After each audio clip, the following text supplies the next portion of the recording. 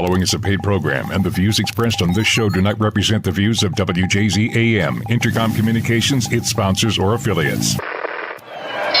Get ready, Baltimore. It's time for some super slams and beatdowns. We've got the cheap shots and the clean finishes. Watch out for the chair. Oh, that's gotta hurt. This is Top of the Rope, your Monday night wrestling show on CBS Sports Radio 1300. Now, here's the enforcer, Baltimore's own Gil Cuda Jr.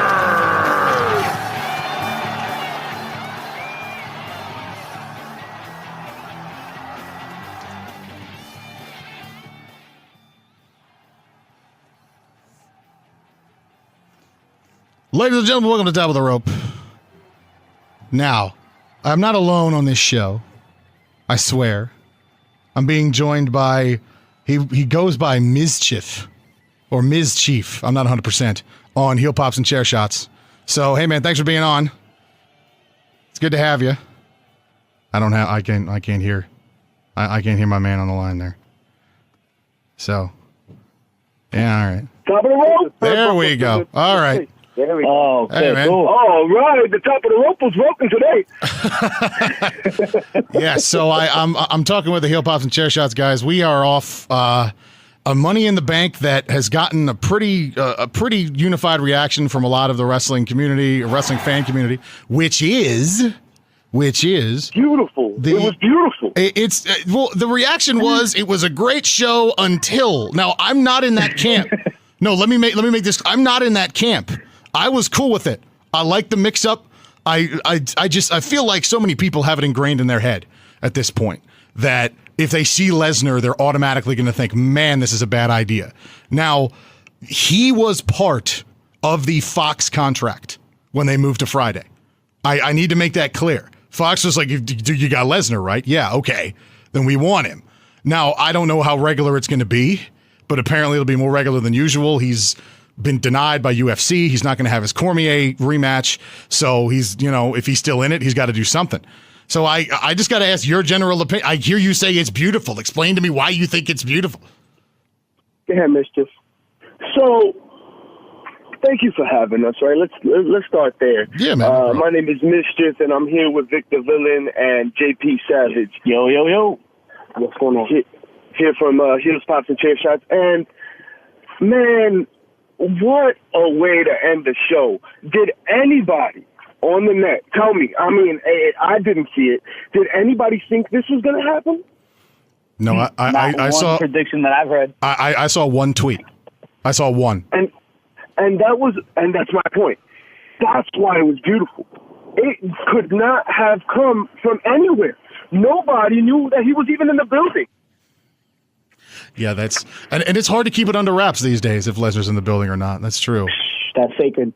Yeah, he's. It was phenomenal, and he gets nuclear heat no matter what he does. Well, there was some chants, there was some mixed reactions too in the crowd. But those are mostly frustrated fans too that wanted to see him come back. I guess I want to believe. You mean the money-paying marks? The marks that are going to pay to come to the next show because they want to see Brock Lesnar get his ass kicked? Yes! That was genius! No, I agree. I agree with you. Now, I have to side with the majority. Last night, many people were pretty much hitting the zone of depression after the ending that Game of Thrones had. But if they would have watched Money in the Bank, I think it would have been nuclear levels, the amount of depression going around. It was terrible. From the lackluster build-up for this entire card, which on paper looks fantastic, but in reality, there was no invested interest. It's just, I was watching the Shane McMahon and Miz fight and sleeping. It was so boring, no need for it, right? And then the cheap heat of letting Brock Lesnar win. I hear you what you say on the Fox contract, but Paul Heyman could finagle a main event match at any point in time, and that would have sufficed. Yeah, no, I mean, I see where you're coming from with cheap heat, and there's no way that this wasn't going to be somewhat received in that way. I mean, even my buddy who I was watching with just started laughing and just went, he didn't even do anything, and he just walked up and took the briefcase. So I get it. I understand that James perspective. Ellsworth did more in a ladder match than Brock Lesnar did. That's true. Isn't that poetic justice? Like, that's so beautiful that I can have this guy come in, do absolutely nothing, which is what everybody hates him for, and just grab the briefcase as if nothing.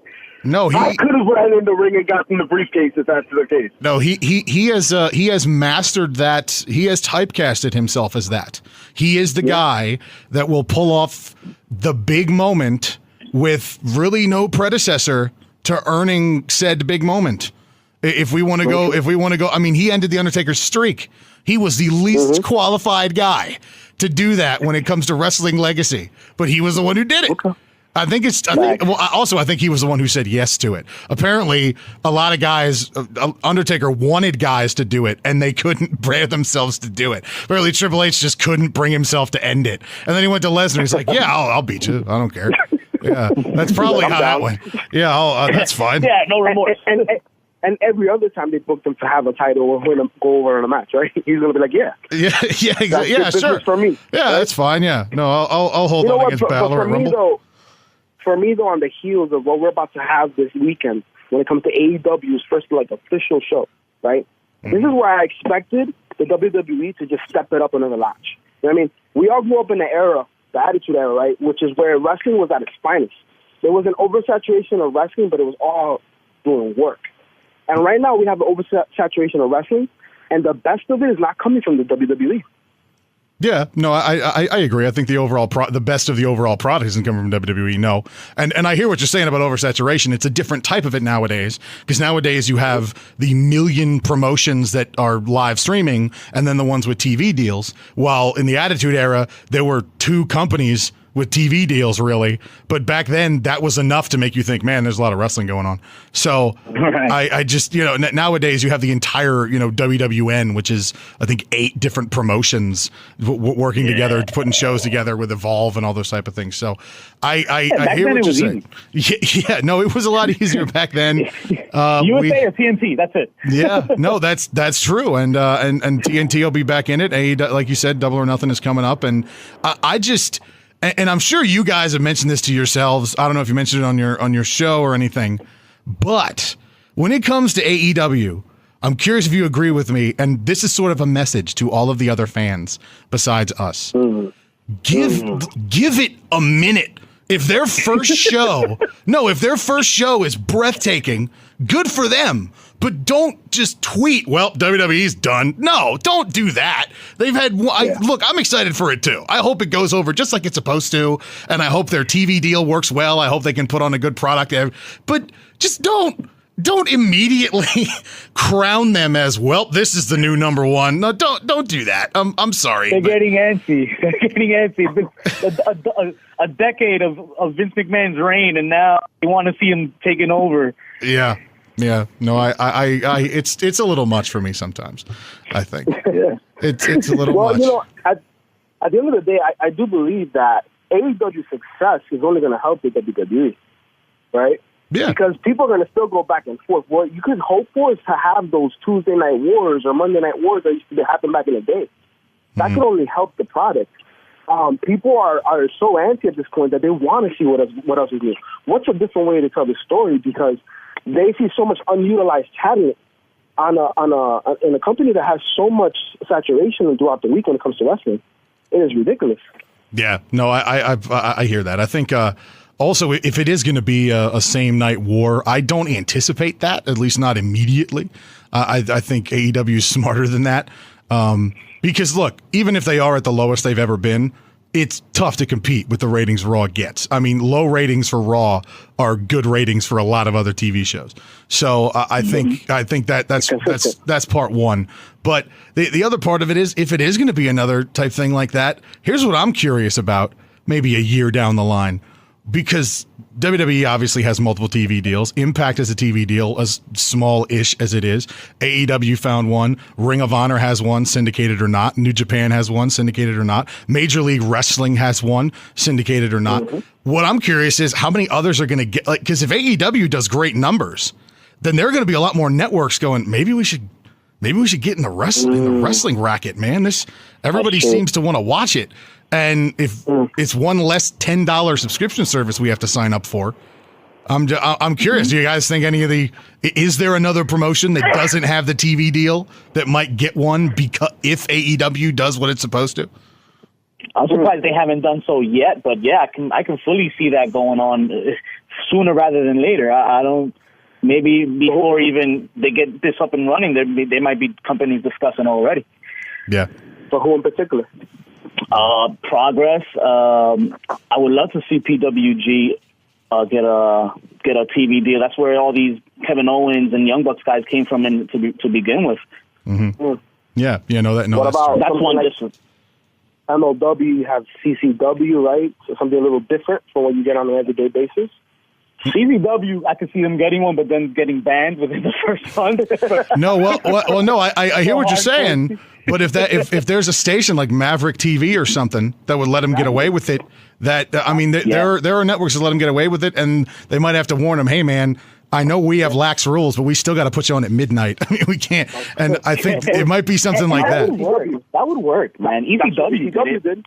Yeah, sure. That would work. Sure, no, you can move them all around. So, all right, let me jump back in Money in the Bank here. Let's get away from old Baraki for a second here. Yeah, we'll come back. Don't worry about it. We'll get back to that. Yeah, unfortunately. Yeah, unfortunately. So, what I got to ask you guys about is, are you sort of tired like I am of the instant cash in? I mean, look, it's not that it wasn't a good moment. I loved it. I'm a huge Bailey fan. You know, I own several pieces of her merch, and when a guy like me wears it, you imagine the looks I get. But it's just, I loved it. It was perfect. It was well put. Not as many as I'd like, but I just, it's just one of those. I don't know. I mean, even if it was just next month, it would have been. You know, I remember when I shouldn't say I remember because they vary in time so much, but just some of them that held on for so long. I mean, I've got to point out the obvious one, like Ziggler, who waited, forever to finally cash it in. And then he got lucky and he cashed in front of a 70% European crowd and they went nuts for him. And then you may not know, but you were actually talking to Slammy award-winning fans over here. We were there live that night. There you go. Absolutely. Yeah. The rest of that 30%. But I still get goosebumps from this day because of the slow build they did, and to see him cash it. Yeah. Well, the fans wanted it, right? It was a crave that they wanted. Yeah. They knew that they wanted it, and it was just so genuine when it came out. Like, oh man, the moment, and we still get goosebumps today about it. But was behind us. For real. And if a wrestler going crazy, a legend, man, it takes over the entire arena. For real. No, I hear you. That's cool, man. I just think that's the other is we don't see that. I mean, it's not that the moments haven't been decent, but why you got to cash in the same night all the time? I don't True. That's 2 years in a row, and now we don't have a Money in the Bank for the women's for the second year straight. Now they can't tease that whole. Yes. That whole I'm coming out to cash in. Yes. Yes, spot. I agree. Yeah, I think. Well, I mean, it was cool that Melo hung on to it for a little bit, but it wasn't all that long. But it worked. Okay, cool. The way they sold the moment is how Bailey contemplated her entire life for about 40 seconds. She was just like, do I do it or not? And then she just looked at Kyoto and was like, yeah, all right, this is the moment. I'll go for it. And she thought of every single everything. How am I going to handle this? I agree. But it's the other thing is I mean, I'm going to give credit to all three women who were involved in that. Is Becky and Charlotte effectively had a full match, and they did very well for themselves. And then Charlotte's the one who won it for 18 seconds. And I mean, first of all, if it is in the long-term plans to make Charlotte her dad of the women's division with 16 wins or something, then this is the right way to do it. She got it for 10 seconds, but it counts. Hey, this is number 9. even though it's gone. Remember, this is number 9. We're going to bring this up at a later date, we promise. And I think I think they handled it well enough. But now as far as the women go, there's nobody waiting in the wings, and we still have no idea what they're going to do with the tag team titles on the women's side that have been absent, unfortunately. So yes. Yeah, it feels like everything has been very reactive on WWE's end. Everything is just like, oh man, the ratings are screwed, so let's get the superstar shakeup. And actually, we're gonna do a wild card. I mean, we're gonna do this, and so everything is so haphazard that I can feel like this was like, oh, we're gonna give Bayley her moment. Screw it. We'll do it tonight. Go ahead.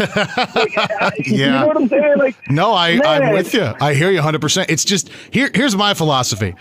If you want to pick a side, all right, either listen to us entirely or don't. Do not do this halfway thing. Either book how you want to book and make us deal with it, or listen. It's one or the other. Because technically, he's listened. At WrestleMania, we kind of got everything we wanted. Becky had 2 championships. Kofi's still the champ, which is really cool. And we kind of got everything we wanted. But then 50% of wrestling Twitter is like, I'm still not happy for some reason. I just don't know why. and this is why I still believe it's a desperation move. I mean, look what's happening this weekend. These cheap pops, right? Bayley cashing in that night. The whole Brock Lesnar thing. The fact that we had a cage match in this pay-per-view, right? They're trying to get as many cheap pops as possible to make a memory for the fans, because this weekend in a few days they're about to get some potentially legitimate competition down the line, right? So, and at the same time, you talk about the TV deal on Fox. Having Bayley win the championship creates a nice pop, a new champion. She's a baby face, right? And you have someone like Charlotte chasing, who has the legitimacy, right? Who has all. JP, you are out of your mind if you think Bayley is going to be the champ by the time Fox rolls around. Yeah, we are in a hot potato era to some degree with title belts. She will not be the Fox champ. Like, she will not be the champ on SmackDown by the time Fox rolls around. She's going to be an interim champ. That belt is going back on Becky, most likely back on Charlotte. Yeah, and then those are going to be the two, unless Sasha comes back, and then maybe they give it to her as a pacifier. And then when the time rolls around, if she re-signs, it'll go back on Ronda Rousey. Right. Oh, and that's another name coming for the Fox channel too, Ronda Rousey. Yep. And let's not forget, Elimination Chamber is coming. That's true. Oh. That's true. They screwed over their Money in the Bank, but you still have Elimination Chamber. That's true. That's very true. I hear that. So, guys, unfortunately, I got to let you go. But it's been fun. Man. I know. I got to go segment at a time. But it's been fun. I'll certainly have you on again. Thank you for not breaking my language rules like so many of my guests do. We're trying so hard. We're trying so hard. I know. I hear it from everybody. Got me tied up in a chair over here with tape on my mouth. All right, guys. Every time you hear him, it's a sock in his mouth. All right, guys. You guys take it easy. Thanks for having us. All right. Take care, brother. See you around, guys. Thank you.